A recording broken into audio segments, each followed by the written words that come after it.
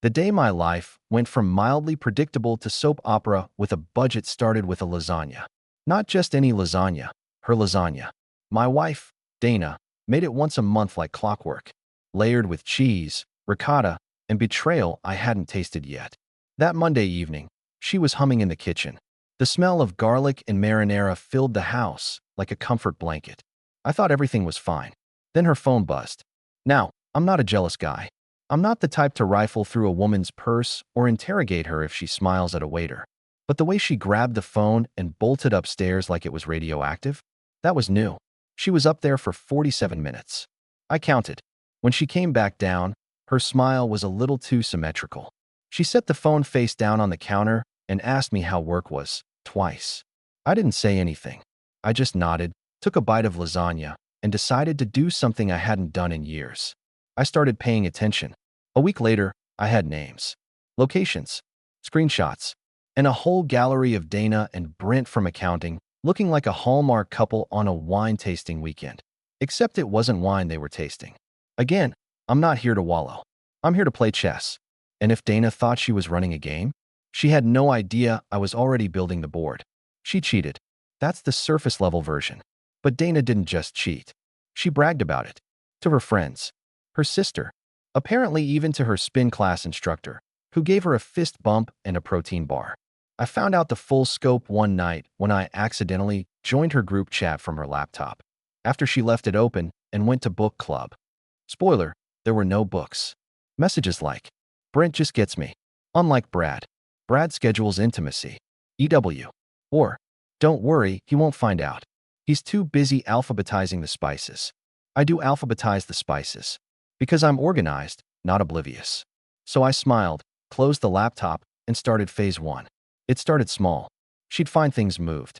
Passwords changed. A mystery Venmo charge for consulting. A notification from her favorite streaming service that her profile had been deleted. I watched her confusion morph into suspicion, then settle into that delicious place called unease. Then I bought a whiteboard.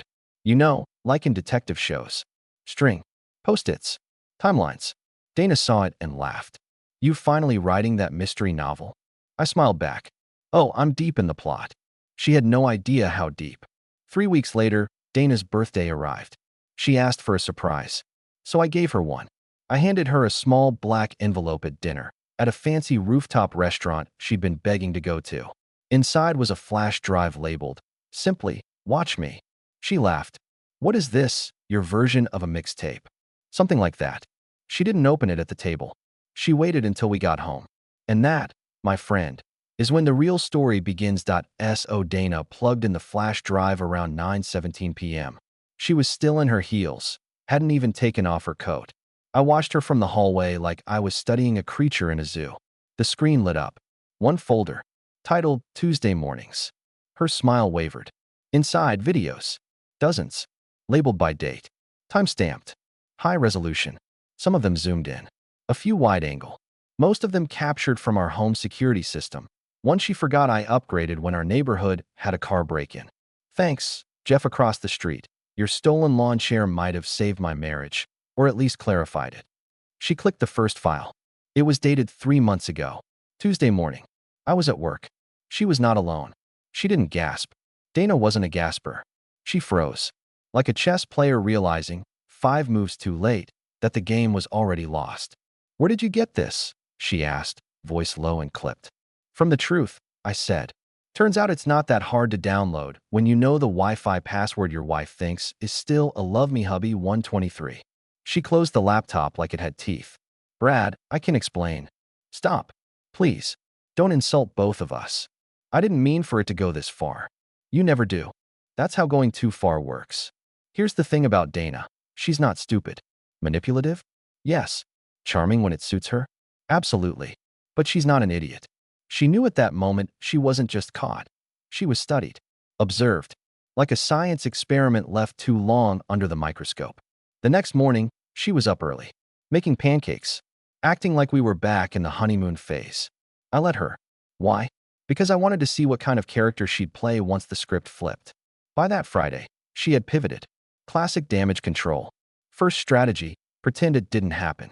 She asked if I wanted to go hiking. Hiking. Dana hadn't walked farther than the Sephora checkout line in 2 years. Second strategy, weaponized nostalgia. Remember when we used to watch Breaking Bad every Friday night? I miss that. Me too, I said. You always rooted for Walter. Well, yeah, he was clever. I raised an eyebrow. So clever he lost everything. The Real kicker came 2 days later. She cried. Not sobbed. Not a tearful breakdown. No, strategic tears. Like they were trained. One sliding down her left cheek while she said, I just felt invisible, Brad. I didn't think you saw me anymore. The oldest card in the deck. I saw you just fine, I replied. You just didn't see yourself becoming the villain. And yet, I still didn't leave. Not yet. Because this wasn't going to be a story where I got cheated on and just moved out, tail tucked. No, sir. If she was going to betray me in our house, wearing our sheets, then I was going to make sure she understood what it felt like to be left behind, before she even realized she'd been left. Some people forgive. Others burn bridges. Me? I draw blueprints. And I had plans, my friend.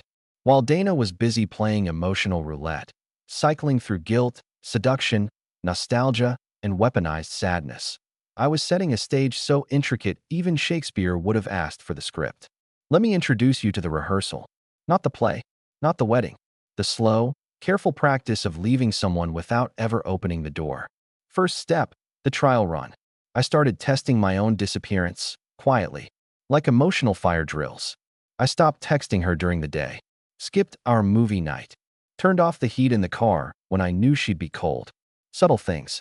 Things a man does when he's elsewhere. And like clockwork, she noticed. Noticed, but didn't ask. Because Dana didn't ask questions unless she already knew the answers. That's how she avoided accountability and mastered control. But control only works if the puppet keeps dancing. And I'd stopped dancing. Second step, the financial fade. Dana handled most of our social calendar. I handled everything with a dollar sign. So I made a few moves. Froze our joint savings. Opened a private account. Canceled our joint credit card. Moved most recurring bills to my name only. And then, just for flair, I redirected the auto pay for her gym membership to her personal card. Petty? Maybe. Symbolic? You bet your betrayal it was. She noticed that one. Why did my card get declined for spin class? Must have been a glitch, I said, sipping coffee with the serenity of a monk who's read all her DMs. Step 3. Lay the seeds. I started telling our mutual friends how things were just off lately, how Dana seemed distant, and that I hoped we'd find our way back. I wasn't gossiping. I was planting landmines. So when the truth eventually detonated, it wouldn't be my explosion. It would be theirs. And she wouldn't be ready for the fallout. But here's where it got fun. Dana, thinking the storm had passed, invited me to her company's black and white gala. Very upscale. Formal. Everyone from her department would be there, including, yes, Brent the backstabber. You'll come, right? She asked sweetly. I want us to look united. I smiled. Of course. I wore the black suit she loved, the watch she gave me for our anniversary, and the same calm expression I wore the night I found her messages. The ballroom was filled with laughter, string music, and people who lied for a living. She held my arm, smiled for photos. We were the perfect couple, until I stepped aside. Midway through the night, I walked up to Brent, shook his hand, looked him dead in the eye. You still think she's yours? He blinked. Excuse me. I leaned in. You should probably ask her about next Thursday, and who she's meeting in Chicago. That was a lie. She wasn't going to Chicago, but I knew Dana well. She'd panic, try to cover something that wasn't real. He'd notice the lie and start digging for the real one. Paranoia is a beautiful poison. It spreads fast. By the time dessert was served, Brent had left the gala without saying a word. Dana was too busy chatting with HR to notice. When we got home that night, she asked me what I said to Brent. Oh, nothing important, I said, loosening my tie. We were just rehearsing. For what? She asked. I looked her right in the eye. For your exit. It started with the silence. Not the good kind. The comforting quiet you get when the world finally shuts up and lets you breathe. No, this was the suspicious kind. The heavy, waiting silence that settles between two people who both know the other one's lying. That Monday, Dana didn't speak a word to me over breakfast. No good morning. No fake smile. No question about whether I'd be working late. She just sat there, pretending her yogurt parfait was worth concentrating on. I could feel her eyes bouncing off me like she was trying to scan for evidence, but not make it obvious. See, Brent had gone dark. Mission accomplished. By planting that lie about Chicago, I hadn't just thrown a wrench in their little playground romance. I'd introduced doubt.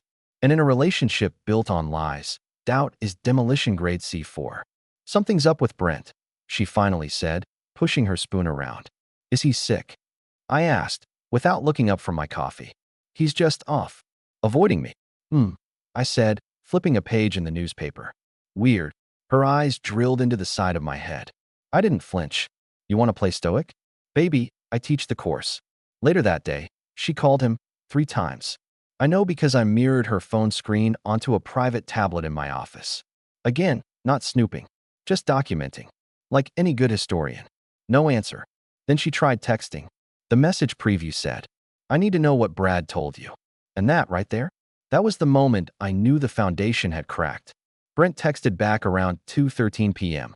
You're lying to both of us. I'm done. No emojis. No sign-off.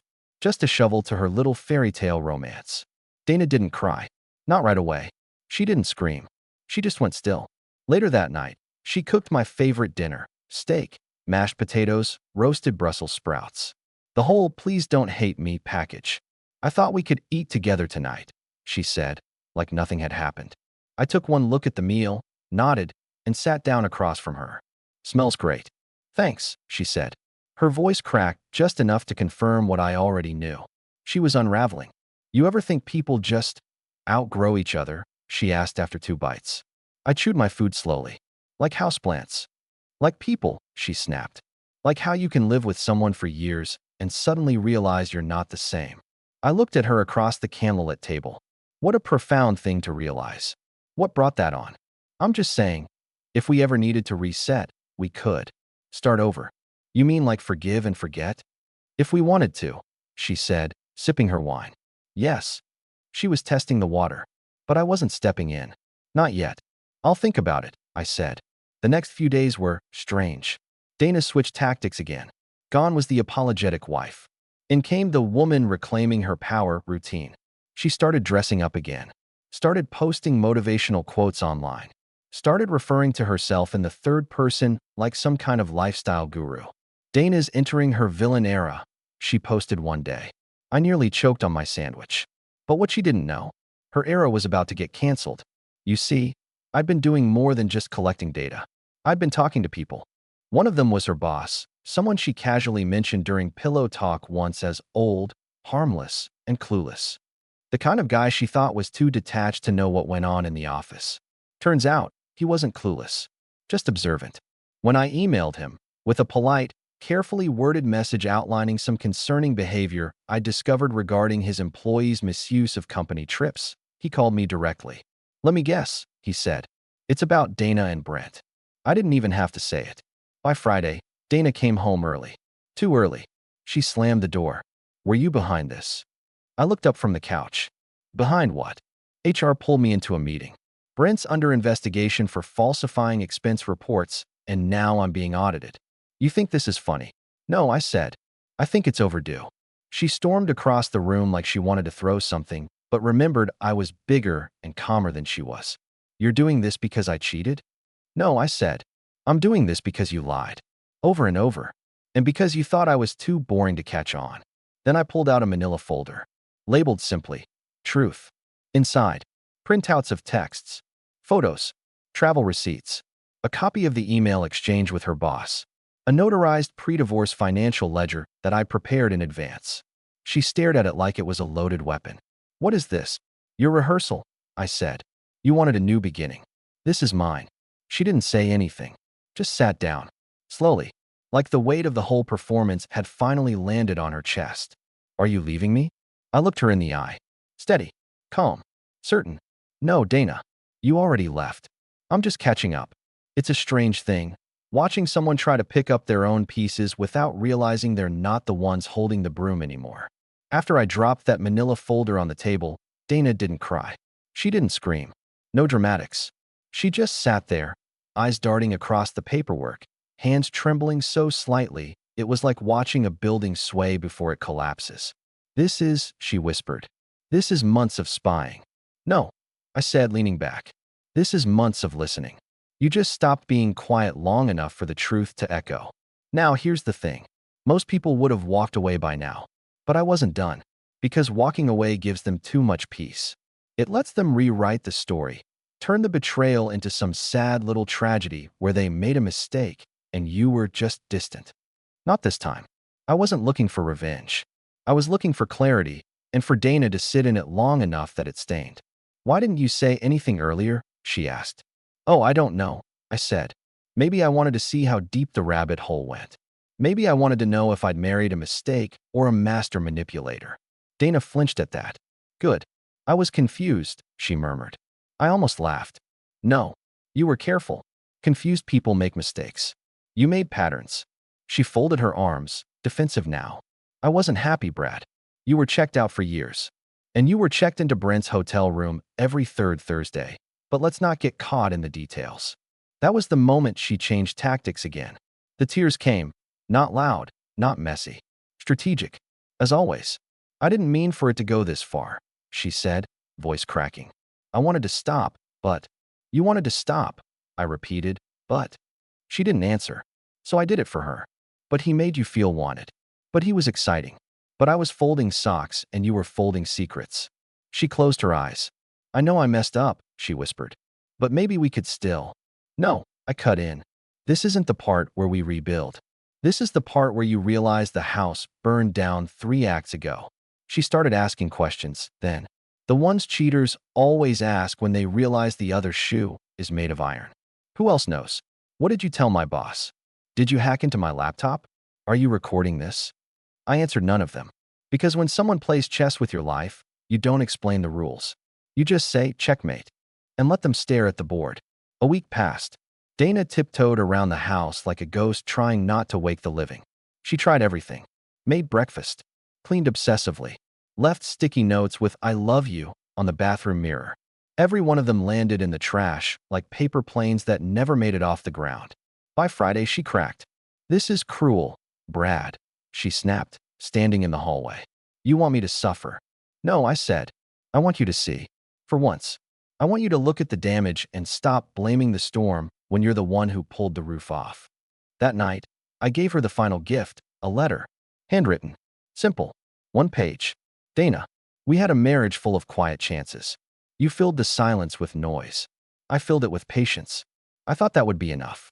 Turns out, I was never what you wanted, just what you tolerated between dopamine highs and fantasy texts. You wore your ring like a costume. I wore mine like armor. I know you'll try to reframe this one day. You'll tell people I was cold, that you were lonely, that you felt dead inside. But here's what you won't say, because it won't fit your script. You didn't fall out of love. You fell into something easier. So now you get easy. And I get free. Brad. I left it on her pillow the next morning. And then, I vanished. Not in some dramatic, leave in the night kind of way. No. I waited until she was at yoga. The class she always claimed was her sanity time, which was ironic, given what she'd been doing afterward with Brent in his leased BMW. I packed my essentials. Left the house key on the dining room table next to the lasagna recipe I never actually liked. By the time she came home, the house was silent again. But this time, it was permanent. She called. Left messages. Tried the what are you doing to us routine. I didn't answer. She emailed. Said she was ready to talk. That she finally understood. I didn't reply. And when she posted a cryptic quote online, sometimes the ones who leave are the ones who never left emotionally. I didn't even bother watching the likes pile up. Let her curate her little tragedy. Because the real story was still unfolding. And the final chapter? Let's just say, it's already written. You know that moment in a magic trick when the magician pulls the cloth away and the audience realizes the rabbit's gone, the dove's vanished, and nothing was ever as it seemed? That's what this part is. Except the rabbit is me. And the trick? It's that I was never the fool in this marriage. Just the one pretending to be. 2 weeks after I left, Dana still hadn't unraveled the full picture. She was piecing things together, sure. Crying to her friends. Posting vague, healing memes online. Probably hoping I was watching. I wasn't. But my attorney was. See, I didn't just disappear. I relocated strategically. I didn't leave Dana with freedom. I left her with liability. Let me explain. While she was too busy cheating, I was paying attention to more than just her texts. I was watching our financials, our shared businesses, the investments she didn't realize I'd shielded with quiet little prenuptial clauses she skimmed and signed in trust. To her, it was paperwork. To me, it was groundwork. And in the weeks leading up to my exit, I pulled one final, flawless move. I transferred ownership of everything important into a trust. Not in my name, not in hers, in our dogs. Yeah, Maxwell, the Labradoodle. Now before you call me insane, just know, Maxwell was technically listed as a dependent in one of our smaller business filings. Don't ask why. I think it was something dumb with pet insurance and home-based tax deductions. But it meant, with the right paperwork and the right legal team, I could move assets into a holding trust managed on behalf of Maxwell Keller, with me as sole trustee and caretaker. Why? Because a vindictive spouse can't sue a dog. Dana didn't notice at first. She was too busy spinning the narrative. Brad just snapped. Midlife crisis, I think. He always bottled things up. Classic. But then the mail started coming in. Documents she didn't understand. Changes she didn't authorize. Letters from banks and brokers and attorneys asking about new account custodians. That's when the calls started. Brad, we need to talk. Please call me. Did you move the Vanguard fund? Oh, Dana. Sweet. Entitled Dana. Yes, I did. And the boat you loved? The one you used to post on Instagram with captions like #LakeLife, #blessed. Gone. Sold to a young couple from Michigan for $12 under market value because I liked their Labrador's energy. Proceeds? Reinvested. Into what? Something you'd never touch again. The house. Also sold. To a startup founder who thought our open concept kitchen was inspiring. Dana thought I'd leave the house behind. She assumed I'd be too emotional to sell what was ours. That's where she underestimated me again. She forgot I wasn't living in that house. I was enduring it. Watching her practice her smiles in the mirror before work. Watching her pause when I walked in the room, as if guilt was allergic to eye contact. I didn't sell the house to move on. I sold it to disinfect. And now? Dana was still sitting in a rented condo downtown, eating takeout on a couch that used to belong to us, trying to figure out how she lost everything without ever being left a note. That's the beauty of a clean exit. There's no smoke. Just mirrors. But here's where it got interesting. One Thursday afternoon, I received a manila envelope. No return address. Inside, a letter. Handwritten. Sloppy, like it had been written mid-panic. Dana's handwriting. Brad, you've made your point. I don't know who you are anymore. I thought I was the bad guy. Maybe I still am. But what you did, it was surgical. You didn't just leave. You erased me. I smiled when I read that line. Because that's exactly what I'd planned from the beginning. Not revenge. Recalibration. She made choices. I made decisions. Later that week, mutual friends started messaging me. Brad, are you okay? Dana says you froze her accounts. She's been crying. Says you're ghosting her. I didn't respond. Because I wasn't ghosting her. I was haunting her. But don't get me wrong. I wasn't doing this out of malice. I was doing it out of math. Dana bet on me staying still. She bet on my silence, my stability, my routine. She forgot the quiet ones aren't harmless. We're just patient. Here's the final twist. Remember that joint investment we made a few years ago? The eco startup she never cared about until it started turning profit? I waited until the valuation tripled. Then I filed paperwork dissolving her equity. Legally possible because, surprise, she'd never filed the signed agreement correctly. Her copy was missing a page. Page 7, Clause 4, Non-performance voids equity claims. Guess who never showed up to a single meeting? Guess who thought her presence wasn't required as long as her name was on the first page? Guess who owns 100% now? I sent her one final message. Short. Precise. The final bow on the quietest heist a husband ever pulled. You wanted a man who made you feel something. Consider this my final gift. I'm not yours. I'm not angry. I'm free. Dana always thought she could talk her way through life. And honestly, she was good at it. She could charm a cop out of a ticket, a boss into a raise, or a dinner guest into feeling like they were the most interesting person in the room. But mirrors? Mirrors don't flatter. They reflect. And lately, Dana had been waking up to a version of herself she couldn't quite spin. Friends stopped replying. Her healing journey posts weren't hitting like they used to. Likes were down. The girl squad that once gassed her up during every petty argument had gone radio silent. One by one, The crowd that cheered her betrayal scattered like confetti after a party no one remembered why they attended. She tried dating again, but the men were different now, less enchanted, more transactional. And somewhere around date 3, they always asked, "So, what happened with your ex?" She'd lie, of course. Say I changed. Say I ghosted. Say I had a control problem. But she could tell they didn't buy it. You can smell guilt through cologne. One night, months after I'd vanished from her world, she pulled out her old wedding album. The one she swore she'd never throw away because memories are sacred. There we were, me in a tux that didn't quite fit right, her in a dress she swore wasn't her style, but looked radiant in any way. She studied the pictures, zoomed in on my smile, tried to remember if it had faded before she stopped noticing it. Then, with the room dark and wine in her hand, she whispered something no one heard. I picked the wrong version of myself. That was her mirror. And it didn't blink. It came on a Sunday. My phone lit up with an unknown number. I almost didn't answer. But curiosity, that old devil, won. "Brad." Her voice was soft, almost small. "Dana." Silence. "I just needed to hear your voice." "I imagine it sounds different now," I said. "Clean air will do that." She laughed, but it was hollow. "I thought you'd hate me forever." "I don't hate you," I said. "You'd need to mean something to me for that." There was another pause, the weight of 100 unspoken things pressing against the line. "You really left me with nothing," she said. "No, Dana," I replied. "I left you with everything. Everything you built. Everything you chose. Everything you prioritized over me. Can we meet?" "No. Just for closure." "This is closure." She didn't cry. Not then. But I could hear it in the way she inhaled, slow and trembling. The sound of someone who just realized they've been looking for a door that no longer exists. I ended the call the way I ended the marriage. Quietly. And forever. Months passed. I'd moved on. Not to another person. No rebound. No flings. No performative freedom. I moved on to myself.